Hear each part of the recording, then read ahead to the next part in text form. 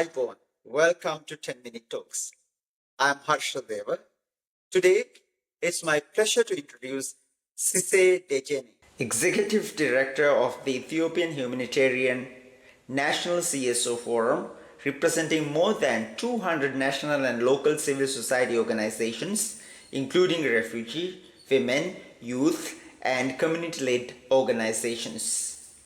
Sisay is a humanitarian and localization practitioner specializing in locally led leadership, equitable partnerships, organizational capacity strengthening, and humanitarian system reform.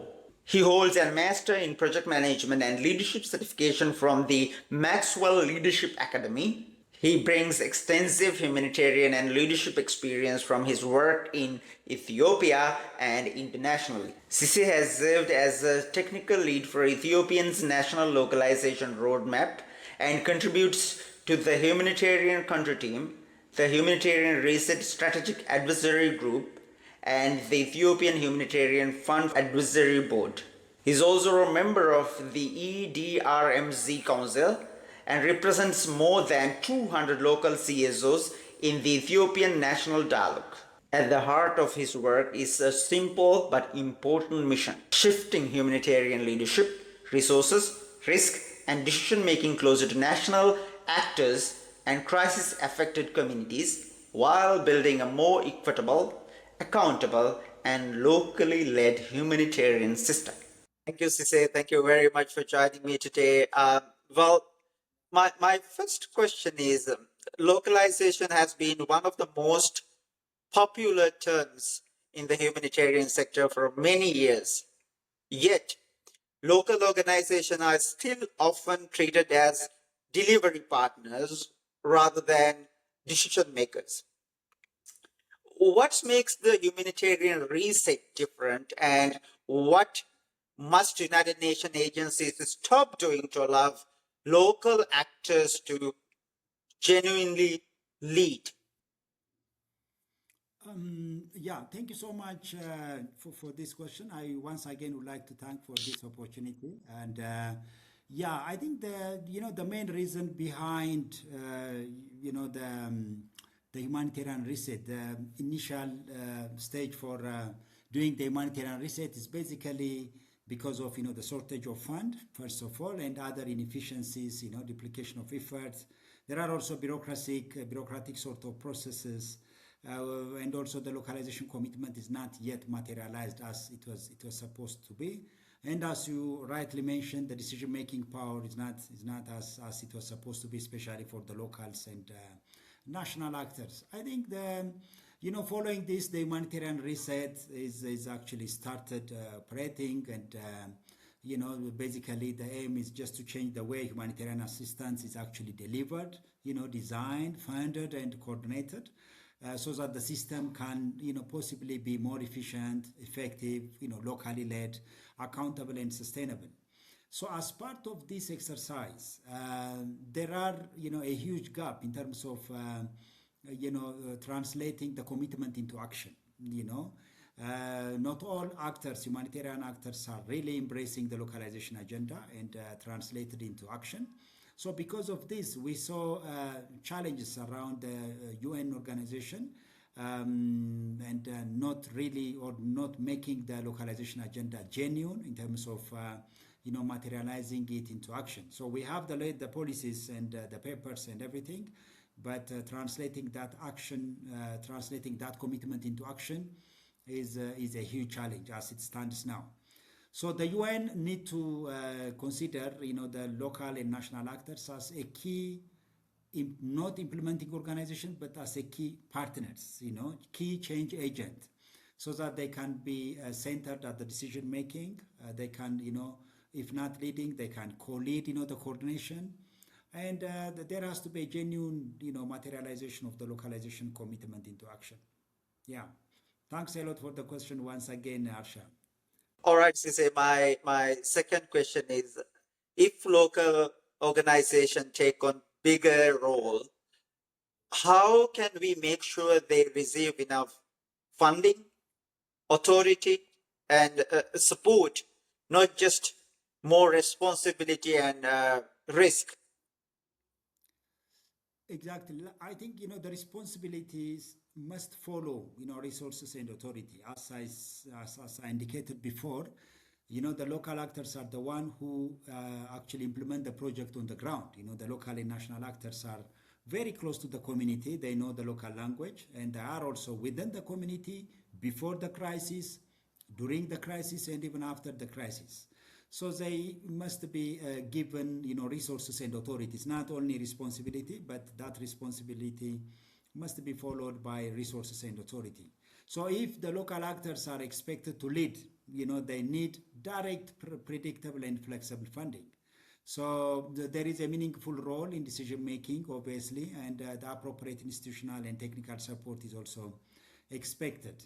Looking at the realities on the ground, not all local civil society organizations are ready to embrace this and translate, that capacity into action. But there are also, strong local civil society organizations. So I think that the system need to consider, and the system need to move away from capacity strengthening as a one-way or a one-off exercise, where the international organizations are considered as building the capacity of local organization. Building capacity is not even the right word. So instead, they are expected to invest in mutual learning, organizational systems, leadership, risk management, safeguarding, and all other, relevant, capacity exercises. And most importantly, the indirect funding through multiple layers should be reduced, so more resources can reach to the local actors directly.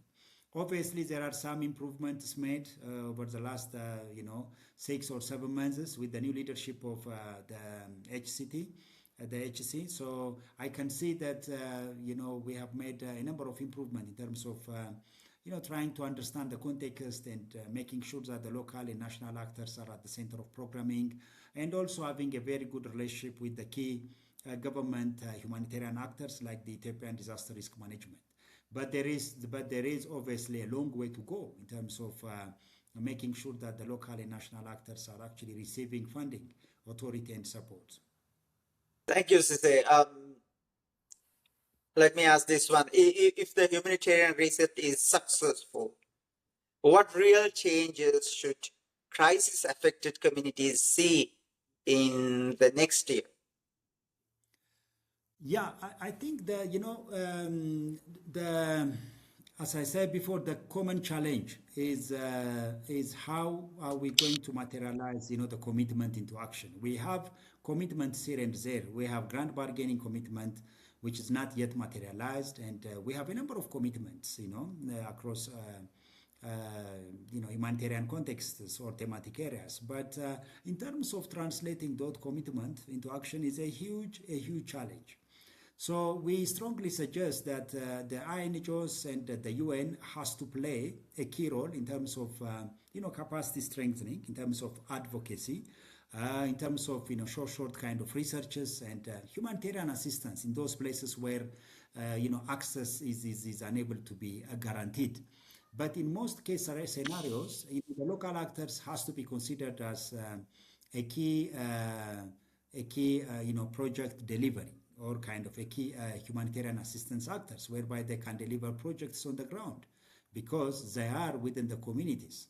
So for the crisis affected communities, I think the reset should be visible in 3 practical ways. I may summarize. The first one is, they need to get a faster and more relevant assistance, because local actors understand the context and they can respond to any sort of crises because they are very close to the community.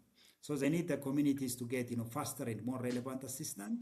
And in terms of participation and accountability, there has to be meaningful sort of participation and a greater sort of accountability, whereby the communities should have a genuine voice in defining the priorities on the ground and evaluating even the responses at the end of the day. So there has to be a mechanism whereby the communities feel heard, their voice are actually heard at the end of the day. And finally, the solution has to be more sustainable. Obviously, the stronger local organization, local systems and community leadership should remain after individual projects and funding cycles are ended, as I said before. So there has to be a sustainability approach whereby the local actors need to see the sustainable results at the end of the day. So the community wants to get a faster, relevant assistance and greater participation, accountability, and more sustainable sort of solution. Because the ultimate success of humanitarian reset shouldn't be measured by how much we talked about it, how the localization is actually written in the paper, but it is on how much decision making, funding, and leadership have actually shifted closer to the community and the most affected people. Thank you. Thank you very much for your time and sharing your valuable insights, Sisay. It was a pleasure to speaking with you. Thank you, Sisay. Thank you very much. You're most welcome. Thanks a lot, Harsha.